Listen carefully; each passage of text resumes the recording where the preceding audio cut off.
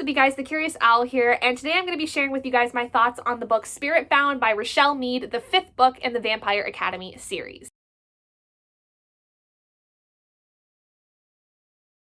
Just as a disclaimer for those of you that are not aware, this is basically part of a reread/finish series that I have been doing for the last several months. So this video is going to contain some spoilers of the other books in the series in terms of plot, because this is the 5th book in the series. So if you've not read any of the other books in Vampire Academy up to this point, please be sure to do so before watching this video.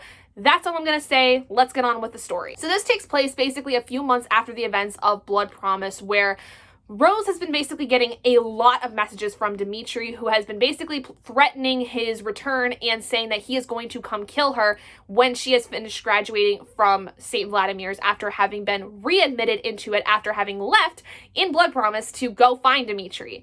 Essentially, this is taking place where Rose is having to not only finally finish off school, but kind of figure out what the hell to do with Dimitri, because she knows that there's a possibility to bring him back from being a Strigoi, but it's never supposedly been done before. There's not a lot of mystery surrounding around it, and she's not even 100% sure if it can go off without a hitch, or if she's going to die in the process. She has no idea whether or not it's going to work or not. Along with this, she's trying to repatch her relationship with her best friend Lissa, who she basically abandoned on her journey to go find Dimitri and kill him. And over the course of Blood Promise, you saw that Lissa herself had gone through a lot of issues. So she and her boyfriend had broken up, and there's still a lot of animosity between the two of them. And what Rose decides is that in order for them to be able to go ahead with their plan of trying to bring Dimitri back to being a Dhampir, they have to then break out their mortal enemy, Victor Dashkoff, out of jail. And if you don't remember who Victor Dashkoff is, Victor is the guy who kidnapped Lissa in the first book to use her spirit powers to heal himself of the sickness he was dealing with. And he was also doing this in a way to be able to kind of start this revolutionary idea where he was going to start getting the Moroi to fight with the Dhampirs, because he believes that in order to get the Strigoi to finally die off, they have to be able to fight with the Dhampirs. And that's kind of like the furthest thing from the Moroi's mind. They don't want to be involved in any of the fighting. They want the Dhampirs to do it all for them. But the problem is there's not a lot of Dhampirs left anymore. They've all basically died trying to protect the Moroi by either being turned into Strigoi themselves or just completely dying. So they decide that they have to break out Victor in order to kind of go find his half-brother, who is supposedly the one who was actually able to basically take a Strigoi and turn him back into a normal Moroi or Dhampir, something to that effect. And there's a lot of issues surrounding around it, and we don't really know what to expect in terms of how that's going to affect the rest of the world, and if it's even possible for Dimitri to turn back. So that's basically all I will say in terms of a synopsis, because I'm sure most of you that are watching this video have read this yourself. But basically, this was interesting for me because I liked it a lot, but I felt that it was really dragging in a lot of places because there wasn't a whole heck of a lot that seemed to happen for a good large portion of the story in the middle. Basically, once we had Victor disappear after being released from prison, there wasn't a whole heck of a lot that happened, except like Dimitri came in at one point, but that was what caused Victor to run off. Like, there just didn't seem to be a whole lot of things. And I will say the most intense part of it definitely had to be the fact that Rose was getting caught up in a lot of political games. That is what I will say about this, is that this is a book that very highly looks at the politics of the world of the vampires. That is, I think, the most important aspect of this. Like, yes, trying to save Dimitri is definitely a portion of this, but we spend so much more time involved in the political schemes that are going on in this world.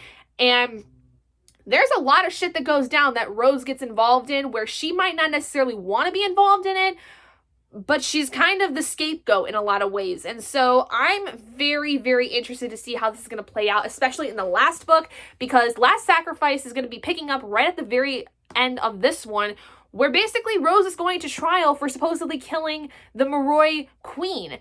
And it's very obvious she's not the one that had done it, but somebody is really, really making it look like she did. But in terms of like the overall story structure, I think it was fine. I think it was very similar to what we've seen up to this point. But again, I feel like that up until the murder of Queen Tatiana, there was a lot of nothing after Victor's disappearance. And it was because we spent so much time having to learn about the politicalness of everything, and Rose also had to go and basically find out how she was going to essentially bring Dimitri back if she could without Victor, because they did tell her exactly what she was going to need to do, but then Victor disappeared, and so she didn't know if it was going to actually happen. And so having this kind of go the way it did in terms of bringing Dimitri back, I thought was really interesting. Because while Victor had basically gone off and we don't know where he went, there's a huge role that Lissa brings into the story that I was actually really happy to see, because I felt like for the longest time Lissa was kind of just there in the story, and I feel like this really was her story to show how much she really is invested in not only protecting Rose, but in making her happy and doing what she can to prove that she's not just some little bitty princess. But let me know what you guys thought about Spirit Bound, because I feel like this is probably going to be not as much of a favorite in the second act of this story for most people.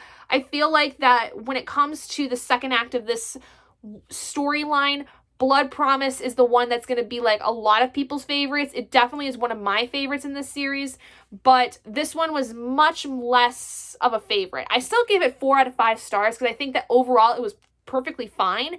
I just felt like it dragged on for a good long bit, and I was kind of just wanting the story to move forward and continue, and it just didn't seem to. And then Queen Tatiana's dead, and you're just like, what the fuck just happened? But anyway, thank you guys so much for joining me in this video. If you guys did enjoy it, please do give it a big thumbs up. And if you haven't already and you'd like to be, I would like to see more content like this, go ahead and hit that button down below and subscribe to become an owlet in our flock. And I will see all of you guys in my next video. Bye, guys.